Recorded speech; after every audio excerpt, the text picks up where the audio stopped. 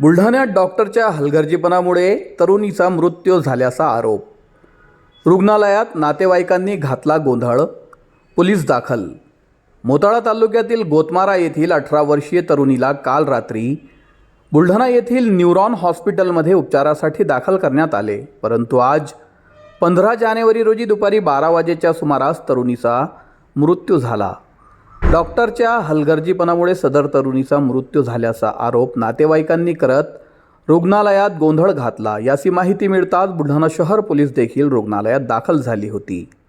याबाबत प्राप्त माहिती अशी की गोतमारा येथील शेजल सतीश मुरडिया वय 18 वर्ष याचा मागील काही महिन्यापूर्वी मुंबई येथील जे रुग्णालयात ब्रेन ट्यूमरचा ऑपरेशन झाला होता.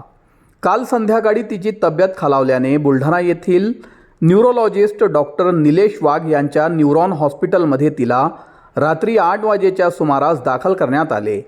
आज गुरुवारी दुपारी 12 वाजेच्या सुमारास तिचा मृत्यू झाला. त्यामुळे नातेवाईकांनी रुग्णालयात गोंधळ घातला.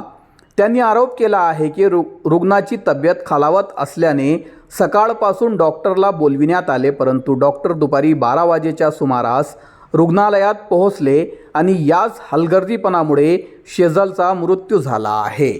काय घटना घडली? माझं नाव सुभाष देवकरण तिलुंदिया. मी गोतमारा गावाला राहतो. माझी साल्याची मुलगी देहांत झाली आज. ते कशामुळे झाली मी सांगतो. मला काल आम्ही 10 वाजेपर्यंत ॲडमिट केलं डॉक्टरांनी एक सलाईन छोटी आणि एक मोठी 2 सलाईन लावल्या. त्यानंतर डॉक्टर चालले गेल्यानंतर त्या मुलीची हालत गंभीर झाली.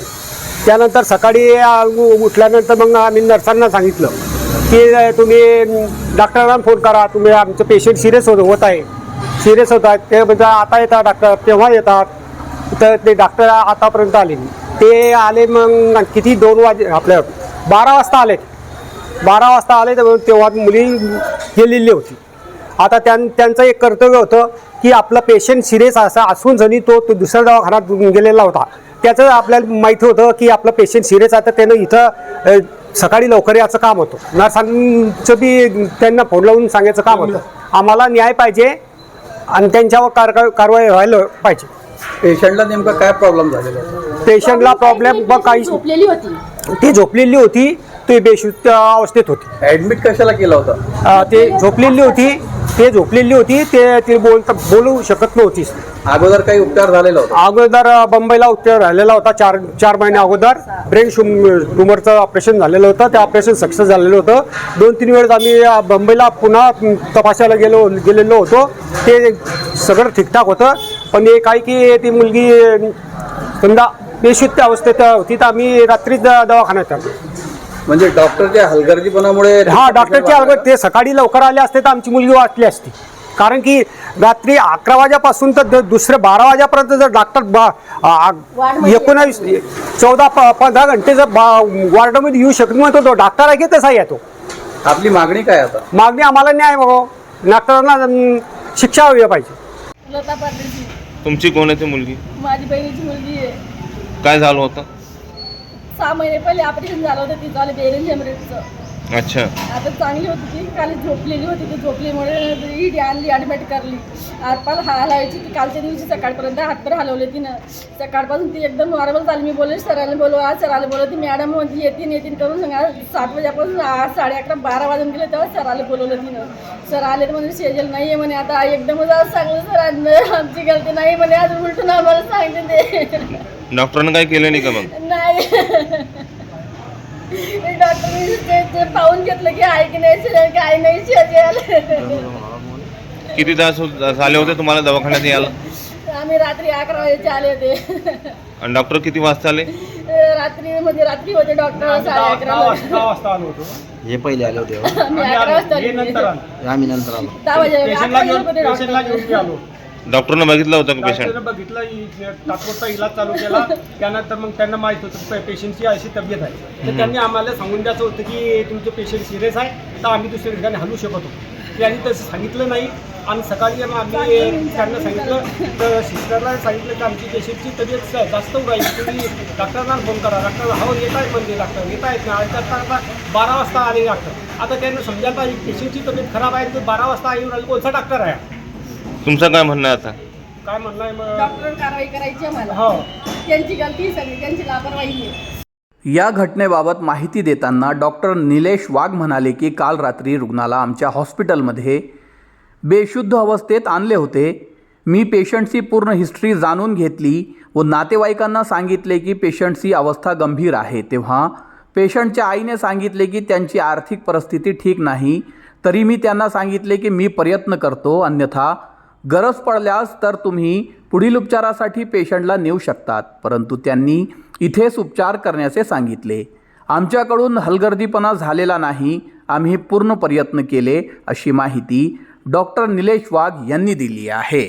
आपल्या हलगर्जीपणामुळे एका पेशंटचा आपल्या रुग्णालयात मृत्यू झालेला आहे असा आरोप नातेवाईकांनी केलेला आहे. नेमकी घटना काय आहे? सर्वप्रथम काल संध्याकाळी सुमारास 8-8:30 वाजता पेशंट आणि पेशंटची आई आणि 1-2 जण नातेवाईक तर नव्हतेच, त्यांच्यासोबत ऑटो ड्रायव्हर सोबत होते. आणल्यानंतर पेशंट त्यांनी सांगितलं की 2 तासापासून अनकॉन्शियस आहे, म्हणजे बेशुद्ध अवस्थेत आहे. मग मी सर्वप्रथम पेशंटची तपासणी केली. तपासणीमध्ये पेशंट पूर्णपणे अनकॉन्शियस होती, मुवमेंट काहीच नाही आहे. मग त्यानंतर मी त्यांना हिस्ट्री विचारली, काय झालं नेमकं पेशंटला, किती तासापासून पेशंट बेशुद्ध अवस्थेत. त्यांनी सांगितलं आम्ही घरी नव्हते, घरी माझी छोटी मुलगी होती. त्यांनी बघितलं, तिने सांगितलं की 2-3 तासापासून पेशंट बेशुद्ध अवस्थेत आहे. मग मी विचारलं नेमकं त्रास काही होत होता तिला, तर डोकेदुखीचा त्रास ती सांगत होती. 2-3 दिवसावर डोकेदुखीचा त्रास होता. त्या हिस्ट्रीमध्ये सांगताना त्यांनी ते सांगितलं की तिला काही टॅबलेट चालू होतं. ॲक्च्युली तिला ब्रेन ट्यूमर होता, तो ऑपरेट पण केला गेला होता काही महिन्यांपूर्वी. आणि ऑपरेट नंतर ती काही मंद थोडंसं स्लो प्रोग्रेशन तिचं होतं. काल तिच्या ज्या टॅबलेट होत्या त्यांनी घेतल्या की जास्त घेतल्या की घेतल्याच नाही हे नातेवाईकांना क्लिअर माहीत नव्हतं. इथे टॅबलेट पण चेक केल्या गेल्या माझ्याकडून, कोणत्या टॅबलेट होत्या ते पण बघितल्या आलं. आणि जी नातेवाईक होते, आई होती, तिला पूर्वसूचना देण्यात आली की पेशंटची तब्येत गंभीर आहे. गंभीर अवस्थेत मग ती आई एकटीच असल्यामुळे ती आतमध्ये आली OPDमध्ये. इथे मला म्हणे की पेशंटची कंडिशन, आमची कंडिशन खूप चांगली नाही आहे, हिला वडील नाही आहेत. म्हटलं ठीक आहे, काळजी करू नका, मी जितकं माझ्याकडून होईल तेवढं करता येईल, पण जर इनकेस तुम्हाला घेऊन जायचं असेल तर गव्हर्नमेंटला किंवा कुठे घेऊन जाऊ शकता.